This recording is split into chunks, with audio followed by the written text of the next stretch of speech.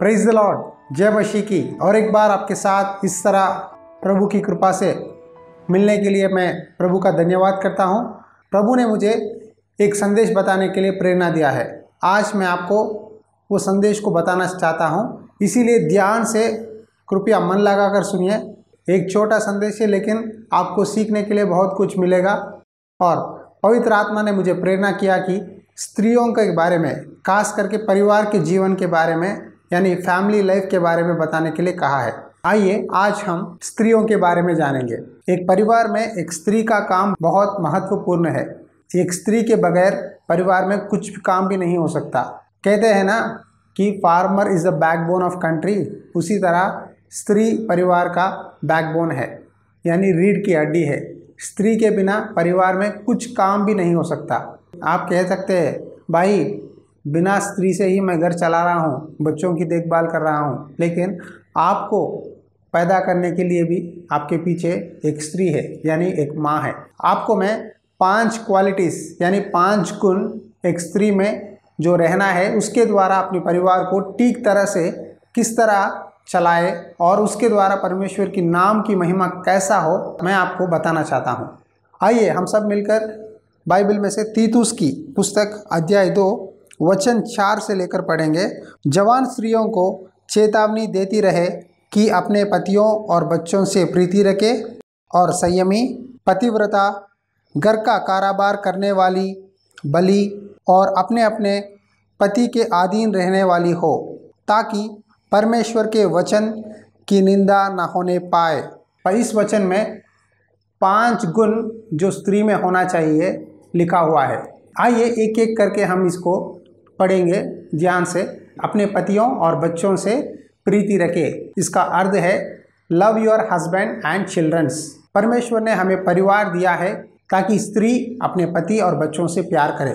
लेकिन आज घर में कई औरत क्या करते हैं मालूम है? स्मार्टफोन से प्यार करते हैं। जब देखो फ़ोन पकड़े रहते हैं, फेसबुक, इंस्टाग्राम, व्हाट्सएप, मेरे दोस्त ने मैसेज क्या किया, मेरी पड़ोसी ने क्या मैसेज किया, उसके घर में क्या हो रहा है, इसके घर में क्या हो रहा है। इस तरह परिवार में अपनी पति और बच्चों की देखभाल करना, उनसे प्यार करना, उनसे बातें करना, उसे छोड़कर संसार की दोस्तों से या अपने पुराने दोस्तों से उनसे इनसे चैटिंग करना, व्हाट्सएप में समय बिताना, फेसबुक में चैटिंग करना, इस तरह बिताकर अपने परिवार को नाश कर रही है। कई लोग बताते हैं भाई मैं पत्नी से बहुत प्यार करता हूँ, मैंने उसके लिए एक स्मार्टफोन नया दिलाकर दिया है।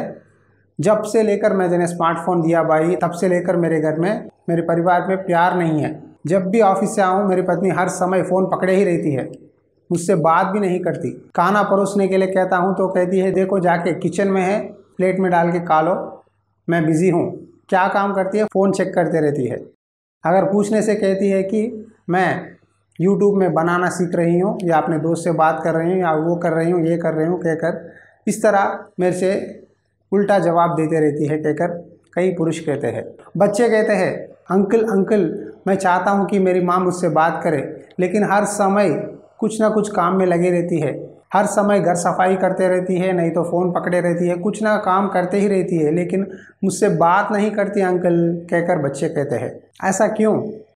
परमेश्वर हमें परिवार दिया है ताकि हम अपने पति को और बच्चों से प्यार करें, ताकि परिवार को ठीक तरह से संभालें। स्त्री को कहा जाता है कि क्वीन ऑफ द फैमिली, यानी रानी है। रानी कैसा रहना है? अपने पति की, अपने बच्चों की, घर में बुजुर्ग लोगों की देखभाल करना बहुत ज़रूरी है। दूसरी बात है संयमी, सेल्फ कंट्रोल। आज कई ब्रदर्स कहते हैं ब्रदर मेरी पत्नी जो भी देखती है बोलती है कि मुझे वो चाहिए। एक ब्रदर ने कहा मैं एक अच्छी नौकरी कर रहा हूँ भाई, मेरी पत्नी टीवी देख रही थी, उसमें उसने एक कार के ऐड के बारे में देखा, तब से लेकर मुझे सता रही है ब्रदर, तंग कर रही है कि मुझे कार दिलाओ कार दिलाओ। यदि तुम कार नहीं दिलाते तुमसे बात नहीं करूँगी, तुम्हारे साथ मैं चर्च को नहीं आऊँगी, तुम्हारे साथ मैं प्रार्थना नहीं करूँगी, मुझे वो रेड कार ही चाहिए, लोगे या नहीं?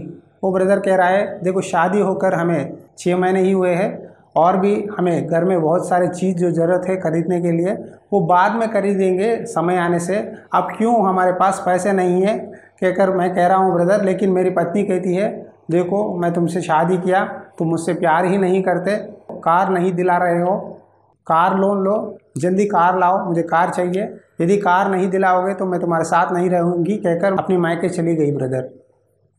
प्रॉब्लम क्या है? सेल्फ कंट्रोल नहीं है। जो चीज़ देखते वो चाहिए, जो होटल देखते होटल में खाना है, आज ही खाना है, अभी खाना है। हमें सेल्फ कंट्रोल की ज़रूरत है।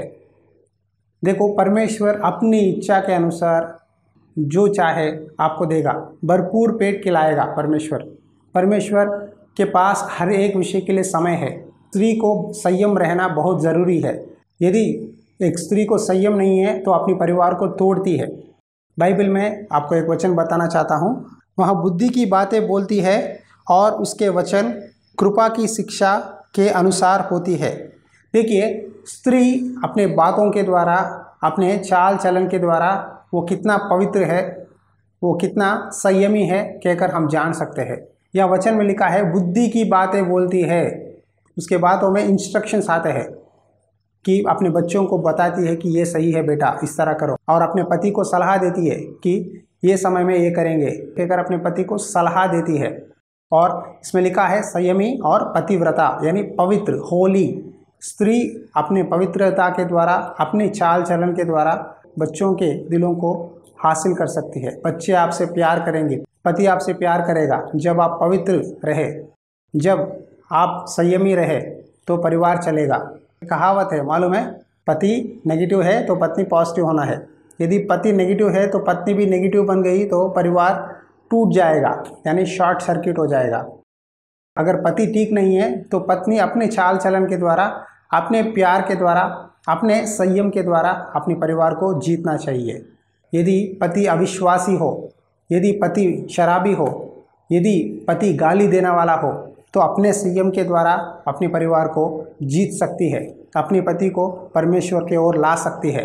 घर का कारोबार करने वाली, आज हर जगह स्त्री कहती है मैं नौकरी करूंगी, मैं हर स्टेज पर, हर चीज़ में मैं नौकरी करूंगी। हाँ, नौकरी करना कोई गलत नहीं है, नौकरी कर सकते हैं, लेकिन आपको एक बात बताना चाहता हूँ, इसे ध्यान से सुनिए, इसे गलत मत लीजिए। आपको बता रहा हूँ, फिर गलत से सोचकर कहेंगे भाई ने कहा कि स्त्रियों को नौकरी नहीं करना है। नहीं, नौकरी कर सकते हैं, लेकिन यदि आपके पति वेल सेटल है, अच्छी नौकरी करते हैं और आपके बच्चे हैं, तो आपको भला है कि आप अपने बच्चों और पति की देखभाल करें।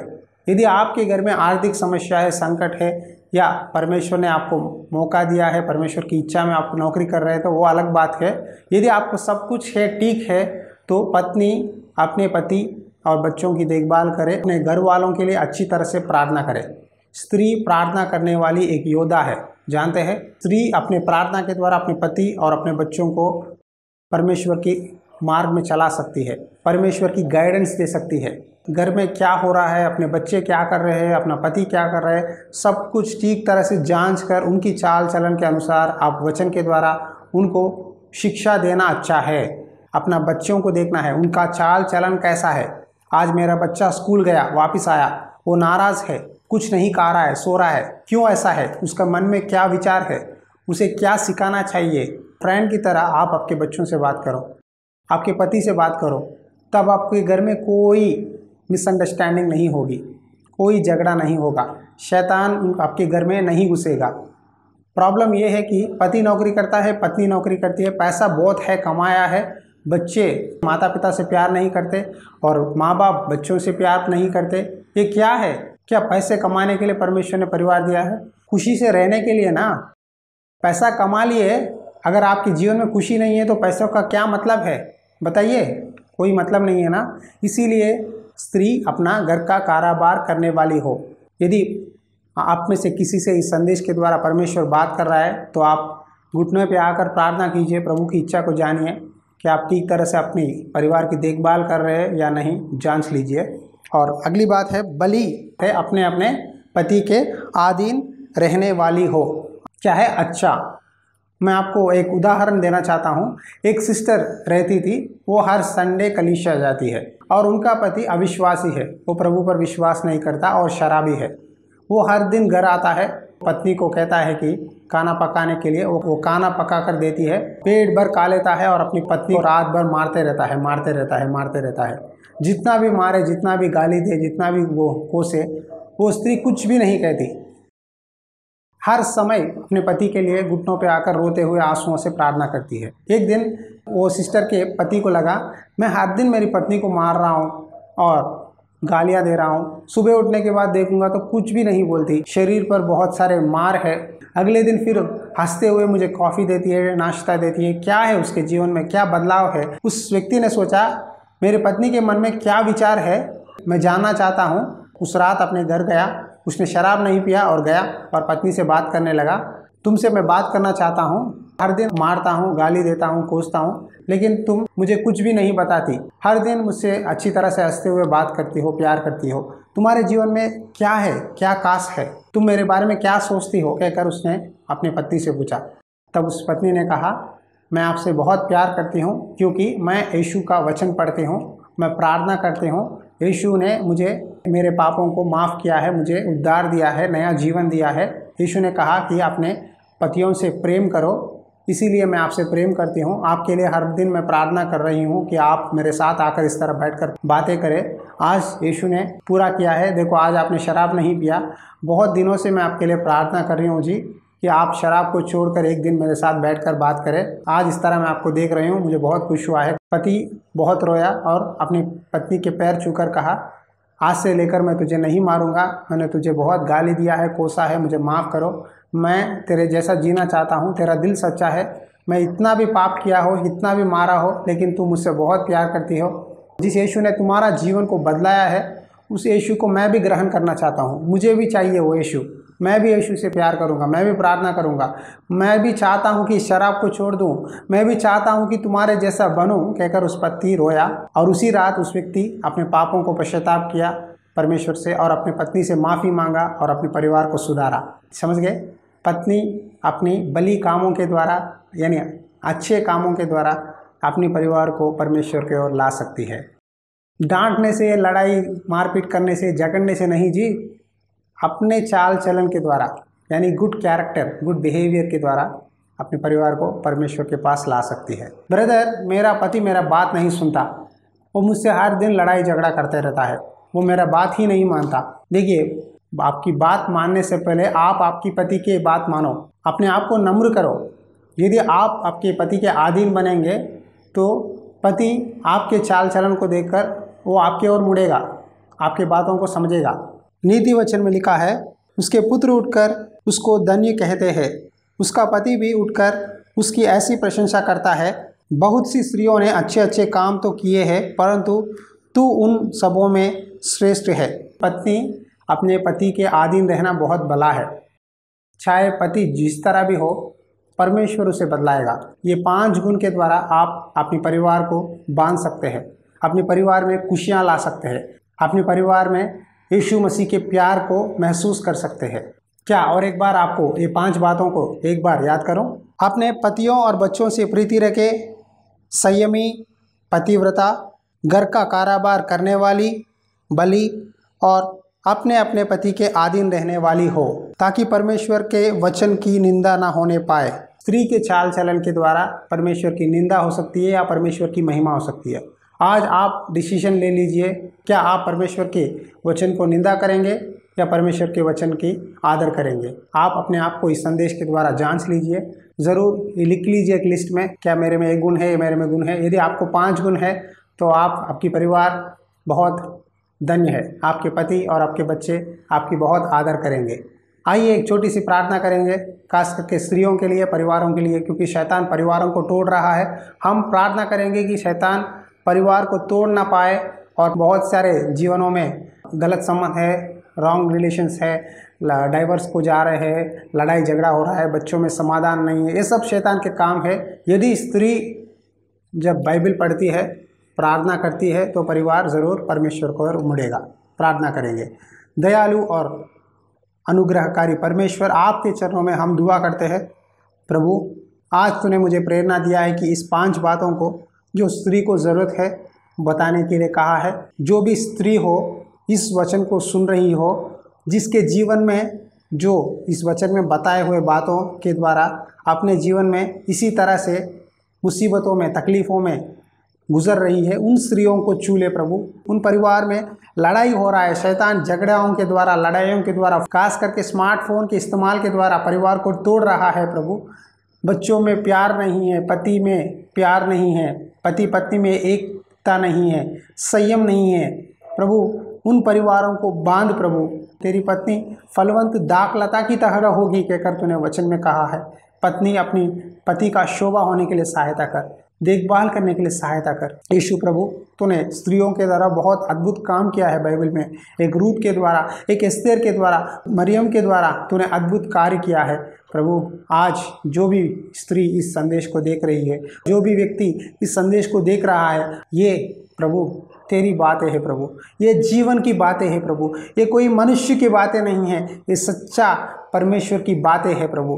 तूने समरी स्त्री से कहा, यदि तू मेरी बातों को मानेगी तो तेरे पेट के अंदर से जीवन का जल बहता आएगा। हाँ, परमेश्वर कहता है कि तुम्हारे जीवन में से, तुम्हारे शरीर में से, तुम्हारे आत्मा से जीवन का जल बहेगा, ताकि लोग तुम्हें देखकर कहेंगे कि तुम धन्य हो। धन्य होने के लिए सहायता कर प्रभु।